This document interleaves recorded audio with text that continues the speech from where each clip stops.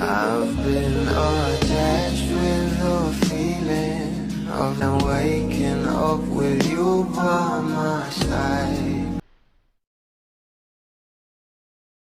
Hanggang magkasama na nga ng isang araw itong ating couple na sila Donnie at Bel Mariano para mag-recording nga ngayong sa ASAP, at talaga namang pinag-uusapan na nga rin ang bawat ganaps nila kahapon, na talaga namang meron nga silang mga solo events kagaya na lamang ng ating Donnie Pangilinan kasama ang kanyang daddy na si Tito A. At narito nga guys ang bawat larawan ng ating couple na ayon nga sa mga bula, Donnie Pangilinan and Bel Mariano on their respective ganaps earlier today, 2/28/2026, dahil talagang bago nga matapos ang February ay nagkaroon nga ng event itong ating couple.